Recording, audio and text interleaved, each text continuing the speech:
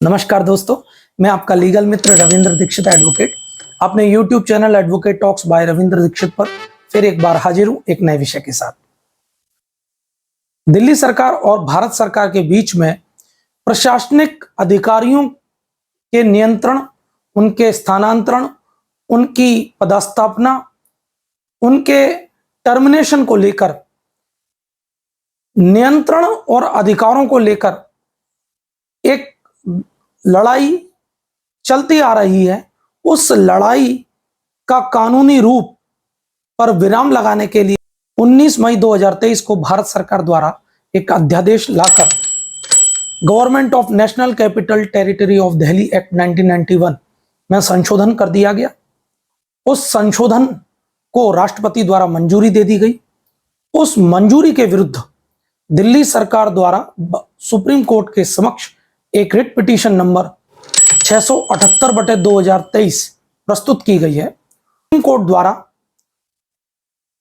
उस मामले को 5 जजेस की बेंच के आगे रेफर करते हुए 2 प्रश्न निर्धारित किए गए हैं, जिनके माध्यम से सुप्रीम कोर्ट ने उस कॉन्स्टिट्यूशन बेंच से यह आग्रह किया है कि इन दोनों प्रश्नों पर, जो कि कानूनी बिंदु हैं, का निर्धारण शीघ्र किया जाए, ताकि 2 सरकार, एक राज्य सरकार और केंद्र सरकार के बीच प्रशासनिक अधिकारियों के नियंत्रण, उनके स्थानांतरण, उनकी पदस्थापना, उनके टर्मिनेशन को लेकर शक्तियों का निर्धारण किया जा सके। यह प्रश्न निर्धारित किया जा सके कि किस सरकार के पास में, फिर वो चाहे राज्य सरकार दिल्ली की हो, फिर वो चाहे केंद्र सरकार हो, किसके हाथ में प्रशासनिक अधिकारी जो कि दिल्ली में पदस्थ हैं, उनके स्थानांतरण, उनके नियंत्रण, उनकी सेवा संबंधी नियम और उनके टर्मिनेशन को लेकर नियंत्रण किस सरकार का होगा, ऐसा प्रश्न इस याचिका में निर्धारण करने के लिए सुप्रीम कोर्ट ने 5 जजों की बेंच को निर्धारित किया है। 5 जजों की बेंच के आगे 2 प्रश्न निर्धारित किए हैं, जिनके माध्यम से इस अध्यादेश की वैलिडिटी को, जो दिल्ली की राज्य सरकार ने चुनौती दी है, उसका निर्धारण किया जाएगा। अध्यादेश के माध्यम से भारत सरकार ने समस्त नियंत्रण प्रशासनिक अधिकारियों की पदस्थापना, उनके सेवाकाल, उनके टर्मिनेशन को लेकर अपने हाथ में लिया है। उस अध्यादेश को लाने के पीछे भारत सरकार का तर्क है कि अनुच्छेद 239 ए के सब क्लॉज 3 के सब क्लॉज बी के अनुसार भारत सरकार को यह शक्तियां हैं कि वह राज्य सरकार के संबंध में या राज्य सूची के विषय वस्तु के संबंध में, विषय वस्तु होने के बावजूद भी कानून बनाने का अधिकार रखती है।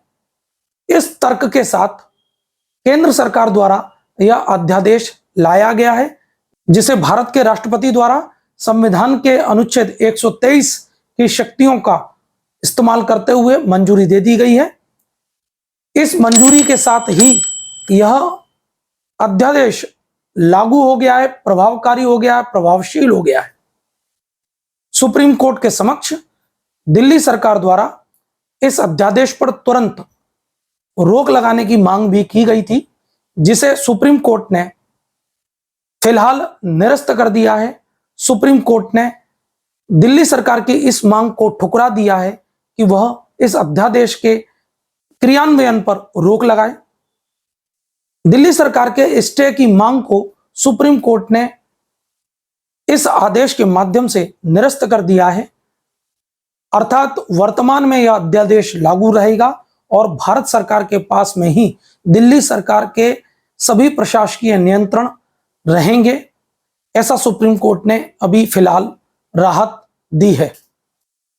भविष्य में सुप्रीम कोर्ट इन 2 कानूनी बिंदुओं के माध्यम से यह निर्धारित करेगा कि दिल्ली के प्रशासकीय नियंत्रण का अधिकार राज्य सरकार के हाथ में होगा या केंद्र सरकार के हाथ में होगा।